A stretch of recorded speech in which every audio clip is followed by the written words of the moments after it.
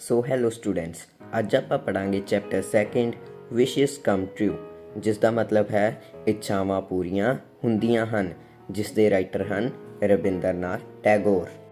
Sushil Chandra wanted to do whatever pleased him, play all day. Sushil Chandra ਉਹੀ ਕਰਨਾ ਚਾਹੁੰਦਾ ਸੀ ਜਿਸ ਨਾਲ ਉਸਨੂੰ ਖੁਸ਼ੀ ਮਿਲੇ, ਜਿਵੇਂ ਕਿ ਸਾਰਾ ਦਿਨ ਖੇਡਣਾ, ਕਲਾਈਮ ਟਰੀਜ਼ ਐਂਡ ਮਿਸ ਸਕੂਲ, ਦਰਖਤਾਂ ਉੱਪਰ ਚੜ੍ਹਨਾ ਅਤੇ ਸਕੂਲ ਤੋਂ ਛੁੱਟੀ ਲੈ ਲੈਣੀ। Whereas his father ਸੁਬਲ Chandra longed to have his childhood back, ਜਿੱਥੇ ਕਿ ਉਹਦੇ ਪਿਤਾ ਸਨ ਸੁਬਲ ਚੰਦਰਾ, ਜੋ ਕਿ ਚਾਹੁੰਦੇ ਸਨ ਕਿ ਉਹਨਾਂ ਦਾ ਬਚਪਨ ਵਾਪਿਸ ਆ ਜਾਵੇ so that he could study, ਤਾਂ ਕਿ ਉਹ ਚੰਗੀ ਤਰ੍ਹਾਂ ਪੜ੍ਹ ਸਕਣ। The lady of wishes decided to fulfill their wishes for some time, ਜੋ ਕਿ ਇੱਛਾਵਾਂ ਦੀ ਦੇਵੀ ਸੀ, ਉਸਨੇ ਇਹ ਫੈਸਲਾ ਲਿਆ ਕਿ ਉਹ ਉਹਨਾਂ ਦੀਆਂ ਇੱਛਾਵਾਂ ਨੂੰ ਕੁਝ ਸਮੇਂ ਲਈ ਪੂਰਾ ਕਰੇਗੀ। ਵਰ ਦੇ ਹੈਪੀ ਵਿਦ ਦ ਚੇਂਜ, ਕਿ ਉਹ ਇਸ ਬਦਲਾਅ ਤੋਂ ਖੁਸ਼ ਸਨ। ਆਪਾਂ ਨੂੰ ਇਸ ਕੁਐਸਚਨ ਦਾ ਆਨਸਰ ਮਿਲੇਗਾ ਜਦ ਆਪਾਂ ਚੈਪਟਰ ਨੂੰ ਰੀਡ ਕਰਾਂਗੇ। ਸੋ ਆਪਾਂ ਚੈਪਟਰ ਨੂੰ ਰੀਡ ਕਰਦੇ ਹਾਂ। ਸੁਬਲ ਚੰਦਰਾ ਸਨ ਵਾਜ ਸੁਸ਼ੀਲ ਚੰਦਰਾ। ਸੁਬਲ ਚੰਦਰਾ ਦੇ ਲੜਕੇ ਦਾ ਨਾਮ ਸੀ Sushil Chandra. But a name does not reflect the person, ਪਰ ਕਿਸੇ ਦੇ ਨਾਮ ਨੂੰ ਸੁਣ ਕੇ ਉਸ ਆਦਮੀ ਜਾਂ ਇਨਸਾਨ ਬਾਰੇ ਅੰਦਾਜ਼ਾ ਨਹੀਂ ਲਗਾਇਆ ਜਾ ਸਕਦਾ। ਜਿਵੇਂ ਕਿ ਸੁਬਲ ਮੀਨ ਸਟਰੋਂਗ, ਸੁਬਲ ਦਾ ਮਤਲਬ ਹੁੰਦਾ ਹੈ ਤਾਕਤਵਰ। ਬਟ ਹੀ ਵਾਜ਼ ਰੈਦਰ ਫਰੇਡ, ਪਰ ਉਹ ਬਹੁਤ ਹੀ ਜ਼ਿਆਦਾ ਡਰਪੋਕਲ ਸੀ। ਸੁਸ਼ੀਲ ਵਾਜ਼ ਨੋਟ ਸੋ ਵੈਲ ਬਿਹੇਵਡ, ਅਤੇ ਉਸ ਦਾ ਵਰਤਾਵ ਵੀ ਕੁਝ ਚੰਗਾ ਨਹੀਂ ਸੀ। ਥੋ his name mean just that, ਜਦਕਿ ਉਸ ਦੇ ਨਾਮ ਦਾ ਮਤਲਬ ਸੀ ਕਿ ਚੰਗੇ ਵਰਤਾਵ ਵਾਲਾ। The boy was always annoying the neighbours with his pranks, ਉਹ ਲੜਕਾ ਆਪਣੇ ਗੁਆਂਢੀਆਂ ਨੂੰ ਹਮੇਸ਼ਾ ਤੰਗ ਕਰਦਾ ਰਹਿੰਦਾ ਸੀ ਆਪਣੀਆਂ ਝੂਠੀਆਂ ਹਰਕਤਾਂ ਨਾਲ। ਐਨੋਇੰਗ ਦਾ ਮਤਲਬ ਹੁੰਦਾ ਹੈ ਤੰਗ ਕਰਨ ਵਾਲਾ। So his father would often run after him to punish him, ਅਕਸਰ ਉਸ ਦੇ ਪਿਤਾ ਜੀ ਉਸ ਦੇ ਪਿੱਛੇ ਭੱਜਦੇ ਉਸ ਨੂੰ ਸਜ਼ਾ ਦੇਣ ਲਈ। ਬਟ ਦ ਫਾਦਰ ਵਾਜ਼ ਰਿਊਮੈਟਿਕ, ਪਰ ਉਸ ਦੇ ਪਿਤਾ ਨੂੰ ਗਠੀਆ ਦੀ ਬਿਮਾਰੀ ਸੀ। ਰਿਊਮੈਟਿਕ ਦਾ ਮਤਲਬ ਹੁੰਦਾ ਹੈ ਗਠੀਆ ਦੀ ਬਿਮਾਰੀ। While the boy ran like a deer, ਜਦਕਿ ਉਹ ਲੜਕਾ ਹਿਰਨ ਵਾਂਗ ਭੱਜਦਾ ਸੀ। So the blows did not always hit the mark, ਜੋ ਉਸ ਦੇ ਪਿਤਾ ਜੀ ਉਸ ਦੇ ਮਾਰਨ ਲਈ ਚੀਜ਼ਾਂ ਸਿੱਟਦੇ ਸਨ, ਉਹ ਅਕਸਰ ਉਸ ਦੇ ਨਹੀਂ ਲੱਗਦੀਆਂ। It was Saturday when school closed early at 2 o'clock, ਸ਼ਨੀਵਾਰ ਦੇ ਦਿਨ ਸਕੂਲ ਜਲਦੀ ਹੀ 2 ਵਜੇ ਬੰਦ ਹੋ ਜਾਂਦਾ ਸੀ। But Sushil did not feel like going to school at all, ਪਰ ਇਸ ਤਰ੍ਹਾਂ ਲੱਗ ਰਿਹਾ ਸੀ ਕਿ ਸੁਸ਼ੀਲ ਬਿਲਕੁਲ ਵੀ ਸਕੂਲ ਨਹੀਂ ਜਾਣਾ ਚਾਹੁੰਦਾ। ਦੇਅਰ ਵਰ ਸੈਵਰਲ ਰੀਜ਼ਨਸ ਫॉर ਦਿਸ, ਇਸ ਦੇ ਕੁਝ ਕਾਰਨ ਸਨ। ਫਸਟ, ਪਹਿਲਾ ਕਾਰਨ, there was going to be a geography test, ਉਸ ਦਿਨ ਜਿਓਗ੍ਰਾਫੀ ਦਾ ਟੈਸਟ ਸੀ, ਇਸ ਲਈ ਉਹ ਸਕੂਲ ਨਹੀਂ ਜਾਣਾ ਚਾਹੁੰਦਾ ਸੀ। ਐਂਡ ਸੈਕਿੰਡ, ਅਤੇ ਦੂਸਰਾ ਕਾਰਨ ਕੀ ਸੀ, there would be a fireworks show in the evening at the Boses, for which they were going to prepare from the morning. Boses ਇੱਕ ਜਗ੍ਹਾ ਹੈ ਜਿੱਥੇ ਸ਼ਾਮ ਦੇ ਸਮੇਂ ਫਾਇਰਵਰਕਸ ਮਤਲਬ ਆਤਿਸ਼ਬਾਜ਼ੀਆਂ ਦਾ ਸ਼ੋਅ ਲੱਗਣਾ ਸੀ, ਜਿਸ ਲਈ ਉਹ ਸਵੇਰ ਤੋਂ ਹੀ ਤਿਆਰੀਆਂ ਕਰਨ ਜਾ ਰਹੇ ਸਨ, ਇਸ ਲਈ ਉਹ ਸਕੂਲ ਨਹੀਂ ਜਾਣਾ ਚਾਹੁੰਦਾ ਸੀ। Sushil had planned to spend the whole day there, Sushil ਨੇ ਯੋਜਨਾ ਬਣਾ ਲਈ ਸੀ ਕਿ ਉਹ ਸਾਰਾ ਦਿਨ ਉੱਥੇ ਹੀ ਬਿਤਾਏਗਾ ਜਿੱਥੇ ਆਤਿਸ਼ਬਾਜ਼ੀਆਂ ਦੇ ਸ਼ੋਅ ਦੀ ਤਿਆਰੀ ਚੱਲ ਰਹੀ ਸੀ। So he went back to bed when it was time for school, ਉਹ ਫਿਰ ਸੌਣ ਲਈ ਚਲਾ ਗਿਆ ਜਦੋਂ ਸਕੂਲ ਦਾ ਟਾਈਮ ਹੋ ਚੁੱਕਾ ਸੀ। His father came and asked what's wrong, ਉਸ ਦੇ ਪਿਤਾ ਜੀ ਆਏ ਅਤੇ ਕਹਿਣ ਲੱਗੇ ਕੀ ਹੋਇਆ ਹੈ। Why are you in bed, ਤੂੰ ਬੈੱਡ 'ਤੇ ਕਿਉਂ ਪਿਆ ਹੋਇਆ ਹੈ। Aren't you going to school, ਕੀ ਤੂੰ ਸਕੂਲ ਨਹੀਂ ਜਾ ਰਿਹਾ। I have got a tummy ache, I can't go to school today, said Sushil. Sushil ਕਹਿਣ ਲੱਗਾ ਕਿ ਮੇਰੇ ਪੇਟ ਵਿੱਚ ਦਰਦ ਹੈ ਅਤੇ ਮੈਂ ਅੱਜ ਸਕੂਲ ਨਹੀਂ ਜਾ ਸਕਦਾ। Subal could easily see that the boy was making it up, Subal ਕੌਣ ਸੀ। ਸੁਬਲ ਉਸ ਦੇ ਪਿਤਾ ਸਨ। ਉਹਨਾਂ ਨੂੰ ਆਸਾਨੀ ਨਾਲ ਪਤਾ ਲੱਗ ਚੁੱਕਾ ਸੀ ਕਿ ਉਸ ਦਾ ਲੜਕਾ ਬਹਾਨੇ ਬਣਾ ਰਿਹਾ ਹੈ। So he said to himself, wait, I must teach him a lesson, ਫਿਰ ਉਹਨਾਂ ਨੇ ਆਪਣੇ ਆਪ ਨੂੰ ਕਿਹਾ ਕਿ ਰੁਕ, ਮੈਂ ਤੈਨੂੰ ਹੁਣੇ ਹੀ ਸਬਕ ਸਿਖਾਉਂਦਾ ਹਾਂ।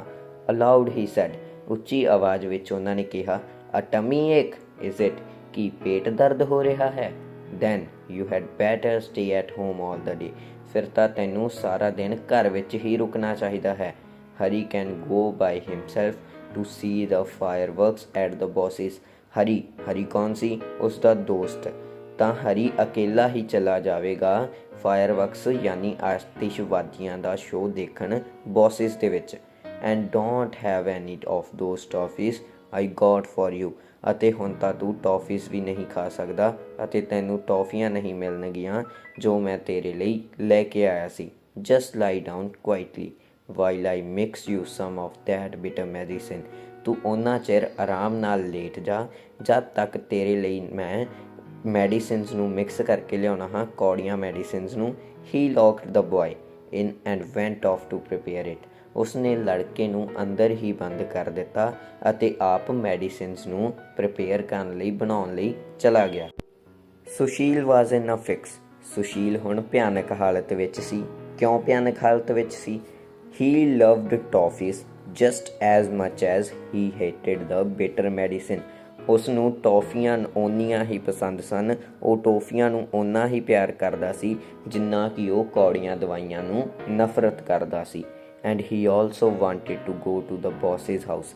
ਅਤੇ ਉਹ ਬੌਸਿਸ ਦੇ ਘਰ ਵੀ ਜਾਣਾ ਚਾਹੁੰਦਾ ਸੀ ਫਾਇਰਵਰਕਸ ਦਾ ਸ਼ੋਅ ਦੇਖਣ, ਆਤਿਸ਼ਬਾਜ਼ੀਆਂ ਦਾ ਸ਼ੋਅ ਦੇਖਣ।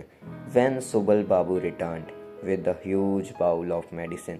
ਜਦੋਂ ਉਸਦੇ ਪਿਤਾ ਸੁਬਲ ਬਾਬੂ ਵਾਪਸ ਆਏ ਹਿਊਜ ਬਾਊਲ ਯਾਨੀ ਵੱਡੀ ਕੌਲੀ ਦੇ ਨਾਲ ਜੋ ਕਿ ਮੈਡੀਸਿਨ ਦੀ ਦਵਾਈਆਂ ਨਾਲ ਭਰੀ ਹੋਈ ਸੀ। Sushil got up from the bed and said. Sushil ਆਪਣੇ ਬੈੱਡ ਤੋਂ ਉੱਠਿਆ ਅਤੇ ਕਹਿਣ ਲੱਗਾ, my tummy is stop aching. ਮੇਰਾ ਪੇਟ ਦਰਦ ਕਰਨੋਂ ਹਟ ਗਿਆ ਹੈ। I think I will go to school. ਮੈਂ ਸੋਚ ਰਿਹਾ ਹਾਂ ਕਿ ਮੈਨੂੰ ਸਕੂਲ ਚਲਾ ਜਾਣਾ ਚਾਹੀਦਾ ਹੈ। No no said his father. ਨਹੀਂ ਨਹੀਂ, ਉਸਦੇ ਪਿਤਾ ਨੇ ਕਿਹਾ। Just drink this up and rest. ਤੂੰ ਇਸ ਨੂੰ ਪੀ ਲੈ ਅਤੇ ਆਰਾਮ ਕਰ। He forced the boy to swallow the medicine. ਉਸ ਨੇ ਲੜਕੇ ਨੂੰ ਦਵਾਈ ਪੀਣ ਲਈ ਜ਼ੋਰ ਪਾਇਆ। Locked the door again and left. ਉਸਨੇ ਫਿਰ ਦਰਵਾਜ਼ੇ ਨੂੰ ਤਾਲਾ ਲਗਾ ਦਿੱਤਾ ਅਤੇ ਚਲਾ ਗਿਆ।